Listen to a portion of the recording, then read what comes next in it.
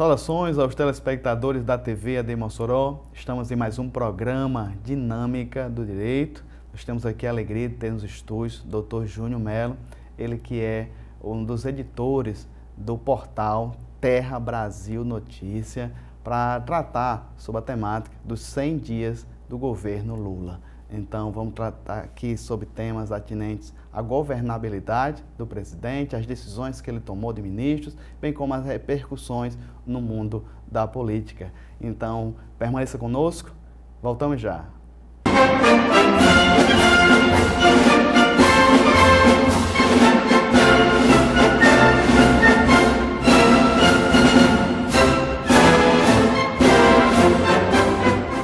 Estamos de volta, programa Dinâmica do Direito, aqui com o Dr. Júnior Melo. Dispensa a apresentação no mundo da política, sobretudo a questão dos, no caso, os conservadores. Ele é um baluarte conservador, não apenas no nosso estado, bem como no nosso país. É advogado e editor do Terra Brasil Notícias. Seja bem-vindo mais uma vez, Dr. Júnior, ao programa Dinâmica do Direito. Sempre satisfação estar aqui com o doutor Nazeu Campelo, nosso colega de profissão, apesar de ser jornalista. Eu também sou advogado e nós de vez em quando ombreamos aí umas lutas, né? Mas, mais uma vez, estar aqui na TV da Assembleia de Deus, para mim, eu que sou congregado, sou da membresia da igreja e realmente nós lutamos aí por esses pilares conservadores. O cara perguntou, você é bolsonarista? Eu disse, não. Enquanto ele defender Jesus, eu sou.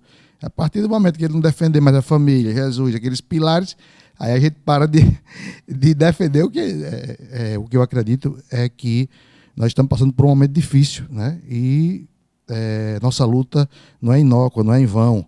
Nós temos uma guerra, vamos dizer assim, aí pela frente. Doutor Júnior, o que acontece? Elegemos senadores, elegemos deputados, mas infelizmente o presidente da República nós não conseguimos. Eu queria refletir agora nesse primeiro bloco. Eu entrevistei Vossa Excelência, acho que foi no mês de agosto, ou seja, antes das eleições. O senhor me comentasse agora sobre o pleito em si. Algumas coisas bastante estranhas eu achei, por exemplo, em Minas Gerais o mais bem votado era bolsonarista, senador também, salvo engano.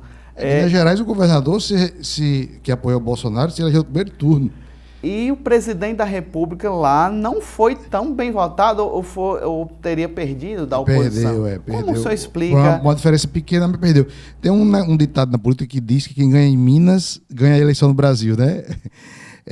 Mas, veja bem, é estranho, realmente, até complicado falar sobre isso. O senhor sabe que hoje nós temos algumas amarras aí para falar.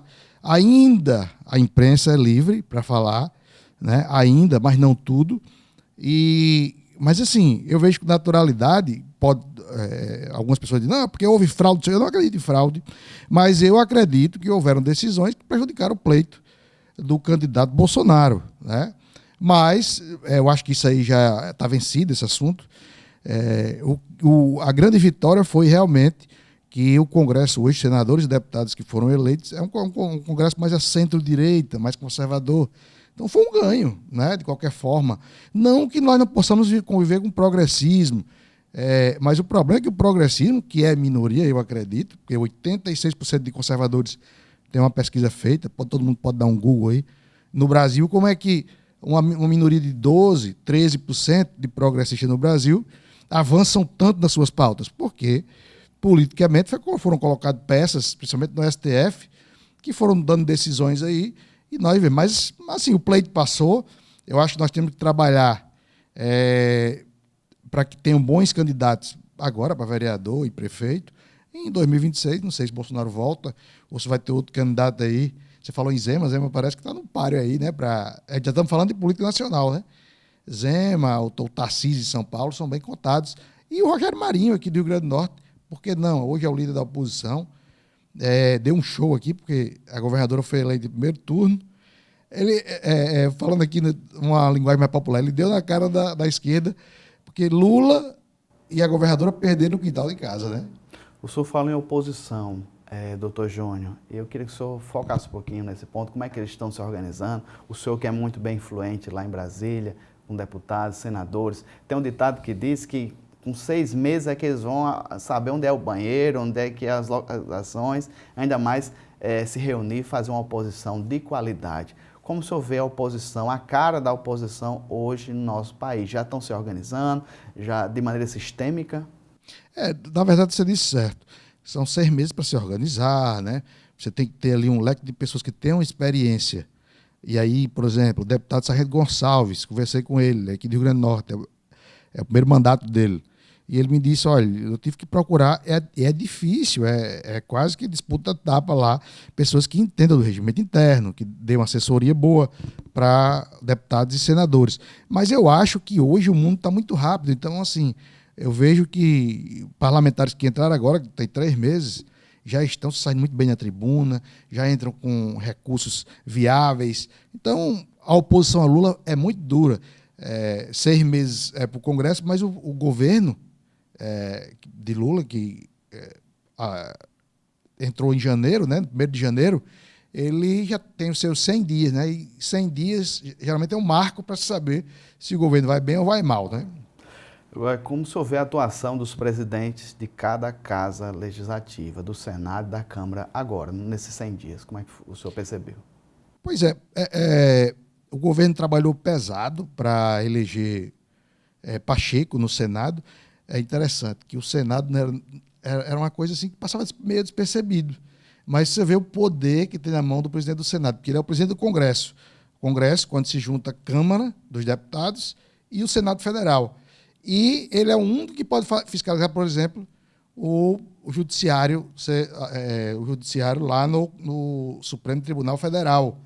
Então, assim, o Supremo ele avançou muito em pautas e é muito difícil hoje você fiscalizar o Supremo, o CNJ. Por quê? Porque a Constituição foi feita para o presidente não dar um golpe. Olha que interessante. Né? Quando o Ulisses Guimarães fez, o medo era que voltasse os generais, blá, blá. E aí deram muito poder ao judiciário, e o judiciário hoje, por exemplo, o presidente do STF é o presidente do CNJ, que é quem fiscaliza ele mesmo. O presidente do TSE, que é o Tribunal Superior Eleitoral, que é importantíssimo, é quem manda na eleição, é um ministro do STF. Então, assim, a Constituição realmente ela avocou para o judiciário muito poder. É tanto que Lula entrou agora e disse, quer dizer que eu tenho que pedir permissão para governar? Sim. Isso aí, com o Bolsonaro, ficou muito claro que hoje o poder judiciário ele avançou nos outros poderes, né? E o executivo praticamente não existe mais. Você tem tomado decisões ali que são caçadas pelo poder judiciário a todo momento, né? Inclusive aquelas que são privativas do presidente da República. Olha só. Então, se avançou, mas eu acho que a política ela sempre dá um jeito de retornar. O poder da política é interessante. Eles sempre dão um poder de trazer de volta. E eu acho que a política em si, o caminho é esse, não é invadindo, não é quebrando, não é depredando nada, apesar de que eu trago ressalvas desse caso aí do 8 de janeiro. E aí, se você me permitir, a gente fala mais na frente. Muito bem, o senhor já foi muito feliz nesse ponto sobre o 8 de janeiro. Vai ser no próximo bloco. Vou chamar agora o intervalo, doutor. E o pessoal aí, já vamos nos preparando para falar sobre um marco que aconteceu logo no início do governo Lula, que foi, no caso, o que foi chamado pela mídia de atos antidemocráticos. Não sai daí, voltamos já.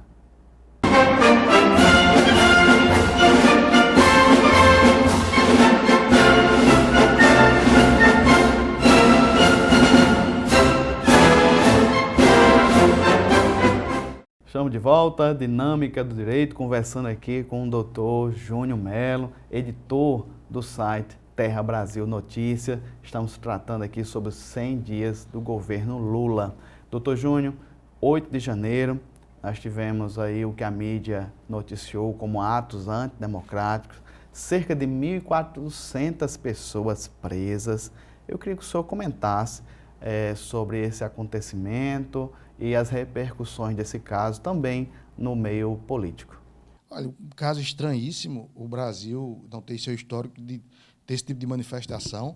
Aliás, as manifestações, não querendo passar pano aqui, porque eu sou contra qualquer tipo de vandalismo. Eu falavam de terrorismo. A PGR respondeu assim, não, terrorismo não é isso. Terrorismo é quando a pessoa faz alguma coisa por uma causa, como racismo, é outra coisa. Então, se encaixa em vandalismo. Atos antidemocráticos até poderia ser, mas o que nós estamos acompanhando é que o governo Lula, ele já havia essa desconfiança, que ele tivesse feito um negócio chamado Operação Bandeira. Isso era usado pela KGB, lá na União Soviética. O que é isso? Você faz um ato de destruição, alguma coisa desse tipo, e você bota a culpa no seu adversário para poder puni-lo. Isso vem lá de trás, era usado pela desinformados, a KGB usava isso para o processo de desinformação, né? E nós começamos a ver que existem muitas pontas soltas. E aí, agora, recente, ontem, salvo engano, a CNN abriu os vídeos e o próprio ministro de Lula estava abrindo as portas para os primeiros manifestantes. E o interessante tem uma cena emblemática, que é o relógio ali, foi quebrado, um relógio de 1600 e tanto, e aí você vê que passou a pessoa, quebra, né? A porta foi aberta pelo ministro de Lula, e aí entram os bolsonaristas, que viram tudo aberto, foram entrando, né? Que eu acho que aqueles eram manifestantes mesmo, que já foram entrando depois, ajeitando, pedindo para não quebrar, colocaram o relógio de volta. Então, assim, eu acho que a CPMI, que agora me parece que o governo não tem mais como segurar, tentou todas as formas segurar, que é para investigar, né, a comissão mista, e aí ela junta o Senado, a CP, Comissão Parlamentar Mista de Inquérito. E aí, essa comissão, eu acho que vai trazer à luz muita coisa dessa aí que ficou no ar, como não elucidado. Por exemplo, essas pessoas que entraram primeiro, a Polícia Federal chegou a prender esse rapaz do relógio, mas nunca saiu nada, nenhuma reportagem, nenhuma grande mídia sobre ele. É uma pessoa que tinha várias passagens pela polícia. A Polícia Federal fez um interrogatório, está sob sigilo. Olha que loucura. Não tem por que ter sigilo, porque quando prende um bolsonarista, né, que se diz bolsonarista, ou patriota, que eles chamam, até ouvi uma coisa meio jocosa, mas eu achei até patriotário, né, que a esquerda chama. A pessoa que é patriota aqui, é patriota nos Estados Unidos, é uma pessoa que gosta da pátria. Né? Então, assim, usar isso como uma forma pejorativa bom, mas aí essas pontas soltas devem aparecer agora, né, diante de todo esse leque de provas. Inclusive, o ministro Alexandre de Moraes já tinha esses vídeos, mas a Polícia Federal não o tinha alertado que o ministro de Lula estava lá, e o braço direito dele, que é um capitão do Exército. Então, assim, você via ali ele dizendo, olha, vamos por aqui, toma uma aguinha. E depois entra aquela multidão. Mas antes isso aí é muito grave, porque se tiver havido isso, essa Operação Bandeira Branca, que a gente chama, que se quebrou para poder punir 1.400 pessoas que faziam uma manifestação ordeira há mais de 90 dias, pessoas estavam na frente dos quartéis ali, todo mundo tocava violão, não tinha nenhum incidente, limpando o lixo. Eu digo porque eu passei lá em Brasília e vi. Natal, tinha ali, todas as capitais, milhões de pessoas foram às ruas, né? Apesar do STF manobrar para que essas pessoas saíssem, quando eles viram que não tinha jeito, e não tinha como prender, porque a manifestação hoje é um direito constitucional, né? E aí tinha que ter uma coisa dessa para que se pudesse, e aí veio a prisão, os direitos fundamentais que todos os presos, o senhor sabe que o senhor é criminalista, todos os presos têm os direitos garantidos. E até agora tem gente que está preso e não sabe o motivo de um processo que afastou um governador de ofício. Assim, são coisas realmente absurdas que a gente está tentando entender até agora, e eu acho que com a CPMI isso vai ser trazido aí, a verdade, né, à tona. O senhor falou do governador, desculpa a minha ignorância, ainda está nesse limbo ainda? Ele não voltou? Como é que está a situação? Não, eu acho que é do Distrito Federal, Distrito Federal, Ibanez. Não, na verdade, ele é uma pessoa muito influente, inclusive é um dos caras uma das pessoas, é advogado, mas é pouco incomum, ele é uma das pessoas mais ricas de Brasília. Inclusive, ele comprou a mansão mais cara de Brasília, 40 milhões de reais. Ibanez é dono dos maiores escritórios aí do Brasil. Como ele é uma pessoa muito influente, e assim, apoiou o Bolsonaro, mas é muito influente. Então, o STF recuou, afastou ele por 90 dias, mas devolveu o mandato 45, salvo engano. Então, o ministro Alexandre de Moraes tomou essa posição que não há previsibilidade, né, de afastar um governador. Somente quem pode fazer isso é a Assembleia Legislativa. No caso lá, é a Assembleia Distrital, né? Ou o STJ, porque é interessante, as pessoas não sabem que não existe essa hierarquia. Existe competência. Competência para julgar um governador, STJ. Competência para julgar ministros, STF, presidente, STF, deputados federais, STF, deputado estadual, Assembleia. Então, assim, não há essa hierarquia. O que foi que aconteceu? O STF avocou para ele tudo. Disse, não, eu tenho competência, eu tenho competência, eu tenho competência. E isso tornou uma loucura que hoje qualquer coisa vai parar no STF. A Suprema Corte daqui, ela recebe, em média, né, 30 mil ações por ano. A dos Estados Unidos recebe 8. É o que eu queria que o senhor ressaltasse, porque no próprio gabinete de Alexandre Moraes está tramitando esses 1.400, no caso, acusados. Ele teria dito que o meu gabinete agora é um gabinete criminal. Há um desvirtuamento, doutor Júnior, da instituição do Supremo Tribunal Federal? Sem dúvida, né? Um estado policialesco ali, tudo se usa polícia, arrombando casa de pessoas que... Olha, se você pegar um advogado amigo meu, fez a defesa, inclusive lá em Brasília, fez pro labore, com pena, ele disse que se você pegar aquelas pessoas ali, tem gente que nunca atrasou, a maioria nunca atrasou uma conta de luz, senhorzinho que era do Exército, aposentado, desses, que realmente são patriotas, queriam estar ali, acham que o processo de Lula foi o STF fez uma ação que realmente eu não estou nem contando a palavra agora, mas foi uma coisa que você tira a pessoa da cadeia para ela concorrer sem ter inocentado. Então, assim, os brasileiros realmente ficaram atônitos, né? Perdão. Ficaram atônitos e foram às ruas. Talvez tivesse sido Alckmin, não tinha tido problema. Mas como foi Lula, que tinha passado o maior escândalo de corrupção que o Brasil já viu. Então, realmente houve essa revolta popular muito grande, né? E as pessoas foram para as ruas. Mas o ministro Alexandre de Moraes, ele prendeu 1.400 pessoas e quando ele chega no presídio para olhar essas pessoas, que ele fica perplexo com senhores e senhoras, pai de família, que nunca haviam cometido nenhum tipo de crime, presos, porque o que acontece? As pessoas que vandalizaram ali, provavelmente elas fugiram. E isso vai ser provado agora na CPMI com as câmeras. Aquelas que foram presas estavam lá na frente dos quartéis fazia muito tempo. Então, assim, um processo realmente que nos deixa de cabelo em pé, né? O que o STF está fazendo, e ainda mais nessa parte criminal. As Supremas Cortes do mundo afora sequer julgam causas criminais. A daqui, ela julga, né?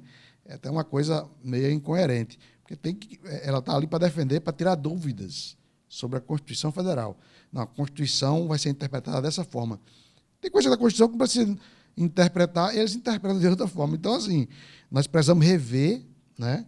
Porque hoje é colocado, eu não estou falando só de Lula, Bolsonaro, pessoas alinhadas com o governo. Então, Lula colocou pessoas alinhadas com ele. E aí você pega a faquinha, chega lá e diz, Lula, está errado o processo dele e vamos ter que começar do zero. Lula já tinha passado dos 70 anos, para as pessoas entenderem, e aí não pode mais ser processado. Entendeu? Então, são questões que a gente acompanha e fica realmente acompanhando com perplexidade. Doutor Júnior, no caso, o presidente Lula, isso é uma pergunta para o próximo bloco, vamos reiterar essa questão do posicionamento, o eixo que o Brasil está se aproximando de países como China, Rússia, Venezuela. Eu queria já preparar o pessoal para o próximo bloco, Vossa Excelência aqui nos ajudar a entender essa aproximação de Lula com esses países em detrimento de países democráticos, europeus ou mesmo os Estados Unidos da América. Então, esse aqui é o doutor Júnior Melo.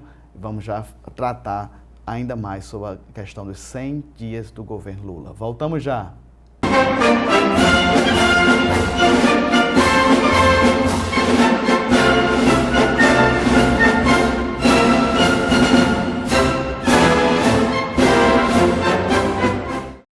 Gravando. Estamos de volta, Dinâmica do Direito, aqui com o Dr. Júnior Melo, ele que é editor do grande site conservador, Terra Brasil Notícias, referência em todo o nosso país. Eu fico tão grato e alegre, Júnior, quando eu vejo assim, vários sites e até mesmo youtubers, influenciadores, utilizando o Terra Brasil Notícias, sabendo que Vossa Excelência é um dos responsáveis. Eu fico muito feliz. Eu quero comentar, nas últimas semanas, eu acho que nem a imprensa mais, assim, mais progressista tem visto assim, com bons olhos a aproximação de nosso presidente Lula com a Rússia, com a China, fazendo discursos como a Ucrânia estava errada. Nem essas mídias mais progressistas. Eu vi até pessoas não apenas da CNN, eu já vi algumas até do G1 fazendo comentários assim negativos.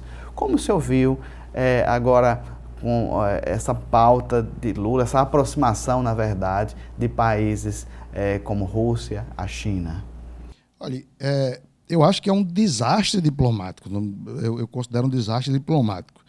Ora, se você sai, por exemplo, o Brasil estava caminhando para participar da OCDE, que é uma organização de países desenvolvidos. Nós iríamos ter o comércio mais massificado, nós iríamos ter diversos pontos que levariam o Brasil a um país de primeiro mundo, hoje que nós somos conhecidos como emergentes, né? E aí Lula é apoiado praticamente pela Europa, que correram para reconhecer a eleição, a vitória dele, e os Estados Unidos. Biden, inclusive, mandou mensageiro aqui. Por quê? Por que ele fez isso e agora se arrependeu? Porque Lula, ele se mostrou progressista. Você disse bem. O que é progressista? Vamos explicar. Progressista é aquelas pessoas que brigam exacerbadamente pelo meio ambiente, que acham que o mundo vai se acabar daqui a tantos anos se você continuar usando, por exemplo, um desodorante. São coisas drásticas. Claro que a gente tem que tomar cuidado com o nosso meio ambiente, né, onde nós vivemos. Aí tem a questão LGBT, LGBTQIA+, deve ter mais outra coisa agora, a sopa de letrinhas que a gente chama, que sempre teve o seu lugar, mas hoje se você hoje falar alguma coisa contra a ideologia LGBT, você pode ser preso. Isso vem do progressismo do Supremo Tribunal Federal, que são muito alinhados ao progressismo. O que aconteceu? Biden, sua vice Kamala Harris, são progressistas. E eles viram em Lula, nós vamos ter um país progressista. Bolsonaro é mais da centro-direita, conservador. E aí eles viram nisso uma posição de Lula ajudá-los, tanto a Europa como... Mas Lula se mostrou que ele é muito de extrema esquerda, como ele sempre foi. Agora, na campanha, ele via dois caras se beijando na boca, e aí ia lá e ria. Tudo isso é propaganda que é feita... O comunismo usa muito disso, né? Você vê Flávio Dino, ele fala da Bíblia ali, inclusive falando do touro de ouro. Bolsonaro é o touro de ouro dos cristãos. E diz, olha, está lá, viu, Moisés, quando subiu, vocês adoraram o touro de ouro, diz o versículo, diz o capítulo. E aí você pergunta, você acredita em Deus? Não, eu conheço a Bíblia, mas vocês, cristãos, estão errados. Então, assim,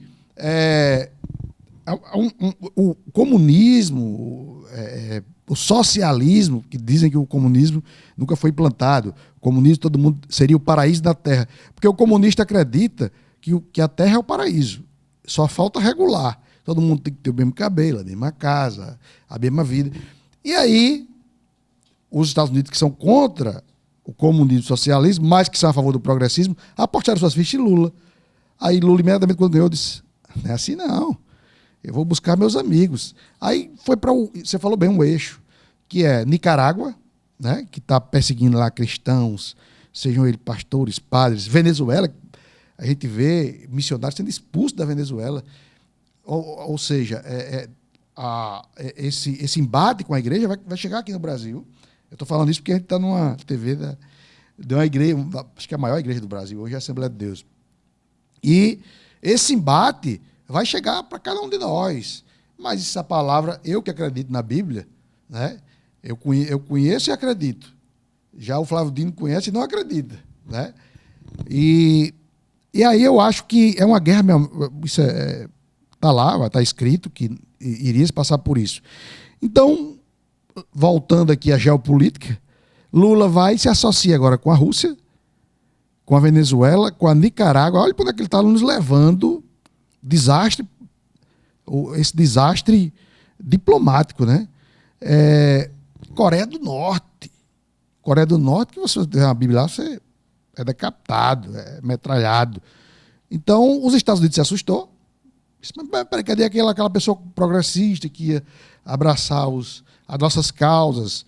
Ele abraça. Não, está aqui, o lugar de vocês está aqui, mas as minhas causas eu não vou deixar de lado. E aí está levando realmente o Brasil a... Agora mesmo, o Brasil deixou de enviar tanques à Ucrânia, porque ele quer ajudar a Rússia. Né? E aí os Estados Unidos e o mundo progressista, colorido, cor-de-rosa, não sei o quê, ficou, meu Deus, Lula, mas todo mundo já sabia que Lula era assim. E Bolsonaro avisou várias vezes, olha, ele não vai ajudar o progressismo. Eu posso ajudar o progressismo, porque eu não faço nada para prejudicar. Eu sou conservador, mas não prejudico. E Lula não, Lula entrou com uma ânsia de vingança. Leia-se o Sérgio Moro, o que ele passou. Iam matar a família dele, iam matar os filhos, iam matar a esposa para se vingar. O PCC, estou falando, né? Não é Lula, não. Mas você pergunta a Lula, ele disse, não, acho que isso é conversa. Quer dizer, desdenhou do negócio que a Polícia Federal foi lá. Então, Lula está levando o Brasil, nesse momento, não sei se ele vai mudar essa política internacional dele, mas ele não leva, nesse momento, a um buraco, né? Então, assim, a OCDE já estamos de fora, as exportações, tem uma briga com o agro. O agro é o que mantém o Brasil, é o combustível, tanto dos carros como dos seres humanos, porque é a proteína, é o arroz, é a soja, é o óleo diesel, é a cana-de-açúcar. Então, ele está indo para o nosso maior potencial, que é o potencial agro. Olha só o que ele quer fazer, ele quer tirar... Eu conversei com uma pessoa, não sei se nós temos tempo, eu conversei com uma pessoa que representa um deputado federal e ele disse que aquelas máquinas colheitadeiras, que são milhões e milhões que o BNDES ela financia, né? Que lá no Mato Grosso do Sul, hoje estão todas encostadas, porque Lula cortou o financiamento para comprar essas máquinas. Não se consegue mais vendê-las no Brasil. Lula quer trocar por aquela agricultura familiar, que não existe, a gente sabe. Aqui o cara faz o seguro safra e ele fica orando para não chover, para ele receber o seguro. Então ele não quer se sustentar, ele já está com o subsídio do governo. Mas isso são questões que a gente fica triste, mas estamos aí, tem que aceitar. Doutor Júnior, ainda nesse bloco, queria que o senhor comentasse um pouquinho sobre a nossa política econômica. Foi escolhido, né, Fernando Haddad como ministro da Economia. Ele fez declarações assim que não foram concretizadas. Uma delas foi diminuir o teto do imposto de renda, baixar ainda mais. Teve essa questão de taxar algumas importadoras aqui, o povo protestou.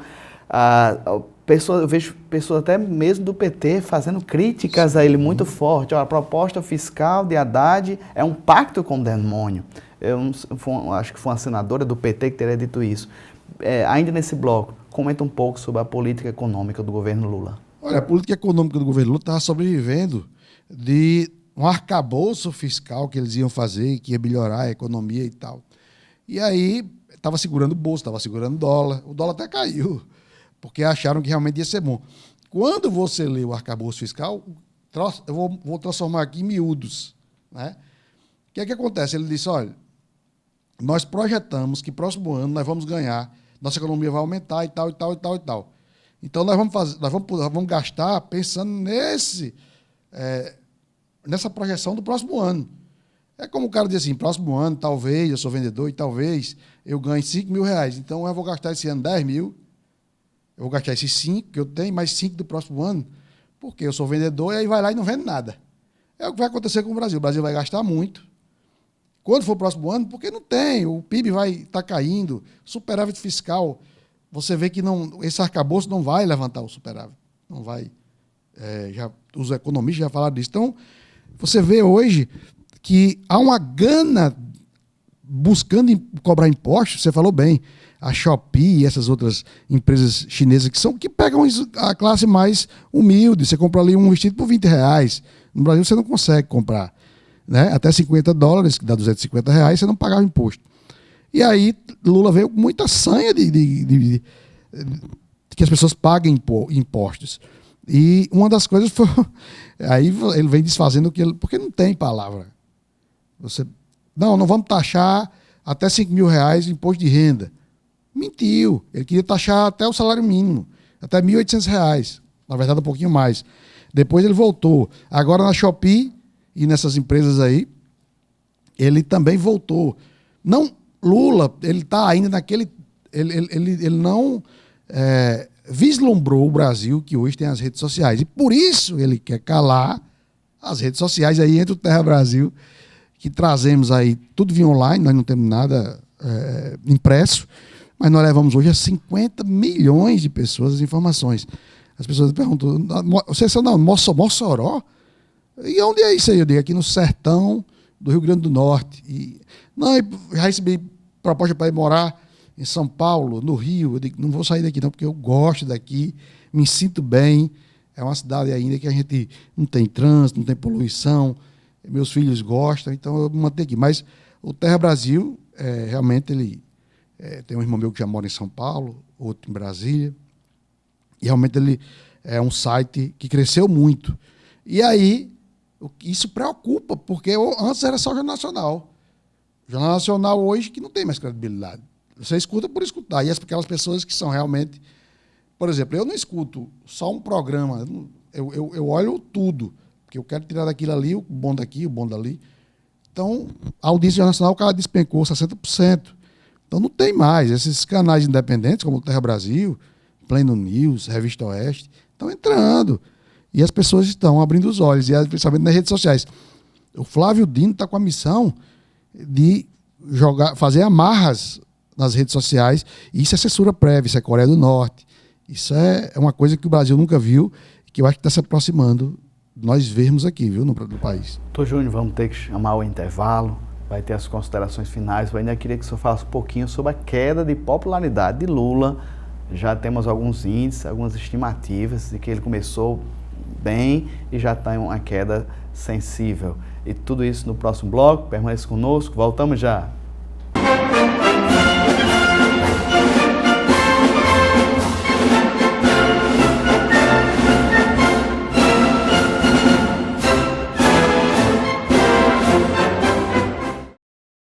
Estamos de volta, nossa conversa aqui com o Dr. Júnior Melo, editor do Terra Brasil Notícia, a respeito dos 100 dias do governo Lula.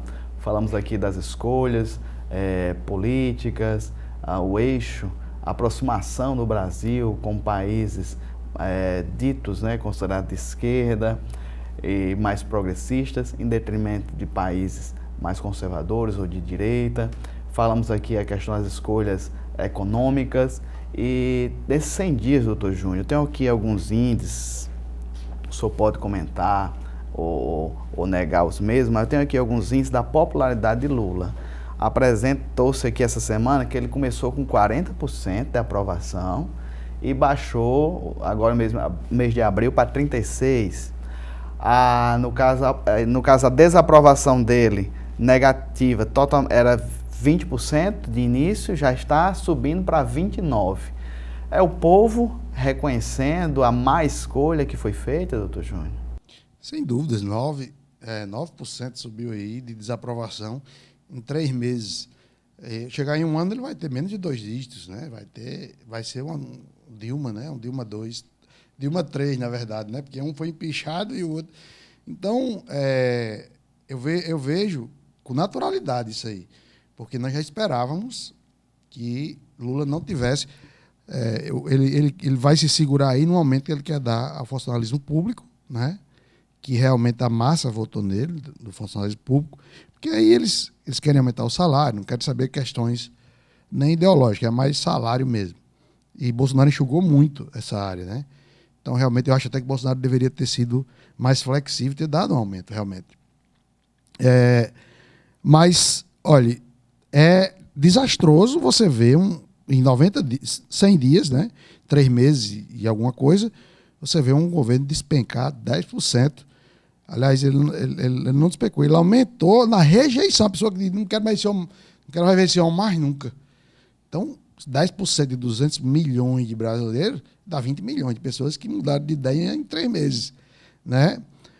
Os índices realmente deles são alarmantes. Ele está fazendo viagens aí, e, inclusive, que ele está mais próximo de países progressistas. Não, ele está mais próximo de ditaduras. Rússia, Coreia do Norte, é pior, muito pior. Então, a avaliação que eu faço qual é o medo que nós temos, né? Eu me digo de oposição ao governo Lula. Talvez Alckmin hoje ele fosse colocar mais nos eixos. Se houver um impeachment e Alckmin assumir, eu acho que vai ser melhor para o Brasil. Não sei se vai haver, não sei se... Mas ele tem dificuldade lá, a base dele no Congresso. Essa CPMI agora vai desgastar muito, acredito eu, né? Ele vai tentar aparelhar, mas... Então, é muito difícil o governo Lula se sustentar até o fim. E o Brasil ele tornou-se expert em empichar presidentes, né?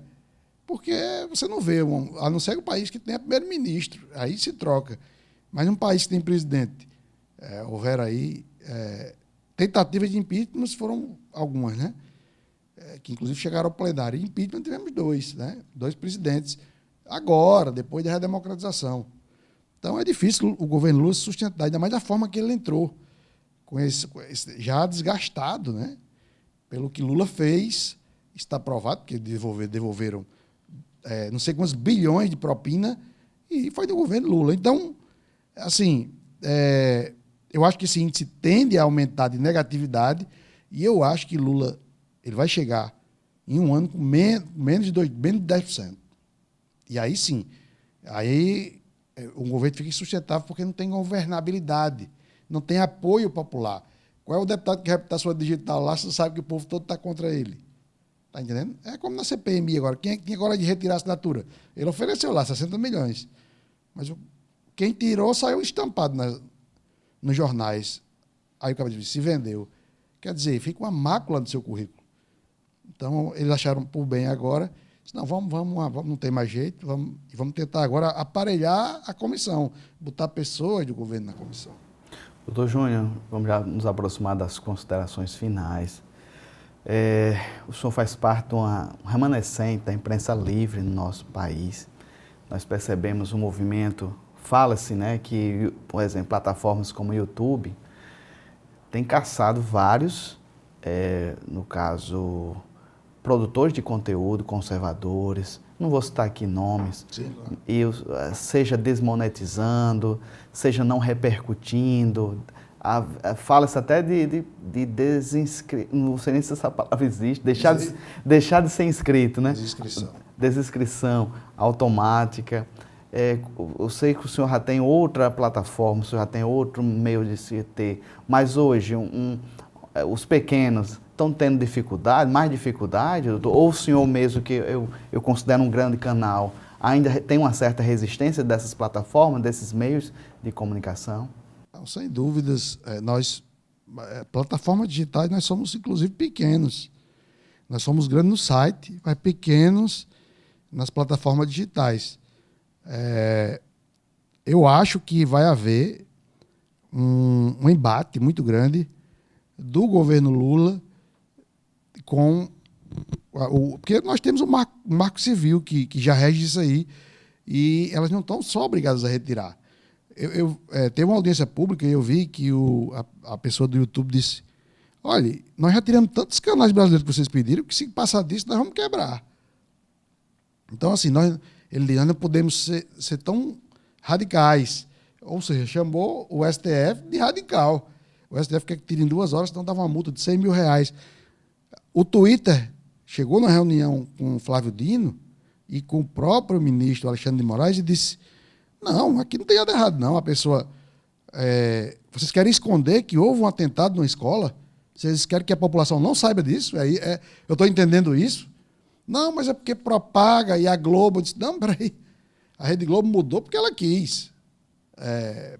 Ela não mostra porque ela não quer, mas a imprensa do mundo inteiro, o trabalho dela é mostrar a realidade. O cara entrou com a machadinha e matou 4 crianças, simplesmente as plataformas, o governo Lula não quer mostrar. Para dizer que está tudo bem. Isso é o que eu digo, é Coreia do Norte. Coreia do Norte, se você olhar a TV estatal, o povo tudo bonito, tudo gordo, mas se você for lá para a periferia, as pessoas comem cachorro. Não existe mais cachorro lá, nem na Venezuela. Não existe mais pássaro. Não existe. Por quê? Porque as pessoas comem para sobreviver. Tudo a desinformação, a mentira. Você passa a imagem que não é... Por exemplo, se você pegar do Google, a imagem em cima da Coreia do Norte, só tem energia na capital e algumas cidades elas se apagam, se acendem. Então, a realidade não é mostrada. No Brasil, praticamente, o que Flávio Dino quer fazer, que ele é comunista, ele agora não está mais no Partido Comunista, mas ele disse, eu sou comunista.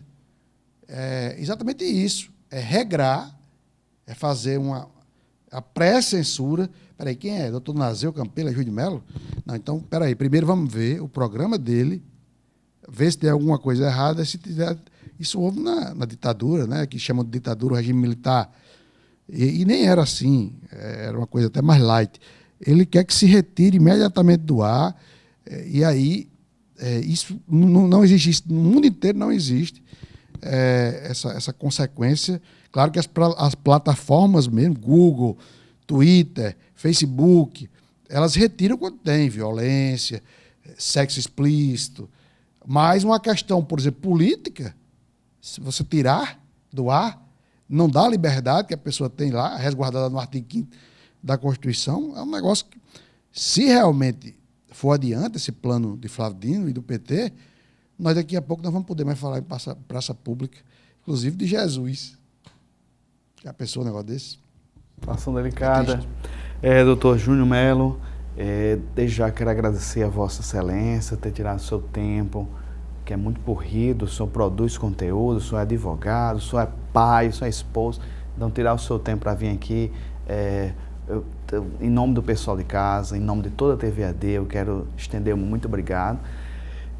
Nós sabemos que o Brasil escolheu, fez suas escolhas no mês de outubro e também no mês de novembro, o segundo turno, mas saber que tem uma imprensa livre, que tem pessoas como Vossa Excelência, que diuturnamente alertam, trazem informação de qualidade para o povo brasileiro, eu fico mais feliz, mais seguro, e meus votos é que vocês, tanto a sua equipe como os demais sites, continuam levantando os valores da família, os valores da nossa pátria. Fica aberto, doutor Júnior, as considerações finais. Quero agradecer aqui, doutor Nazeu, acho que é a terceira vez que eu venho aqui, com muita satisfação, muito prazer aqui. A gente fala livremente, né? Aqui nós temos a dinâmica do direito, e o direito é isso. Eu que sou advogado, nós que estudamos, a liberdade de expressão é princípio de uma democracia, né? Se fala muito em democracia, mas, por exemplo, a China é democracia, a Coreia do Norte é democracia, a República Democrática do Povo Democrático. Não existe. A democracia ela pode ser usada distorcidamente. Mas, assim, as eleições passaram, foi oferecido picanha e depois, aqui a gente chama de jerimum, né? Lá eles chamam abóbora. Depois Lula disse, não, vamos comer abóbora. Eu até vi um meme que o cara disse, não foi assim que foi combinado. É bom, a abóbora é bom, mas e não foi isso combinado. Então, assim, foi uma eleição atípica, eu acho que deve-se mudar, né? Pelo menos os órgãos fiscalizatórios internacionais devem vir mais para dentro, eu acho, né? Só não de países que são amigos de candidatos, mas todos eles. E é isso, nós estamos aqui para fiscalizar. Eu quero mandar um abraço para todos da TV AD Mossoró, cidade que eu amo, tá bom? Principalmente da minha congregação lá, Monte Sinai. Apesar que esse seu programa, ele roda em todo canto do Brasil e do mundo, né? Hoje, as plataformas digitais ainda dão. Lá na China não tem mais, viu? Faz Facebook, Twitter, isso não existe. Mas quero agradecer, Deus abençoe a cada um de vocês e Deus acima de tudo e de todos, é o nosso lema. Muito bem, doutor Júnior Mello, editor do Terra Brasil Notícia, o maior site conservador do nosso Brasil. direto aqui da nossa cidade, direto de Mossoró. Reitero aqui meus agradecimentos. Esse foi o programa de hoje, sobre os 100 dias do governo Lula. Então, permaneça com nossa programação, com os eventos e com os cultos, e que Deus abençoe a todos. Meu muito obrigado.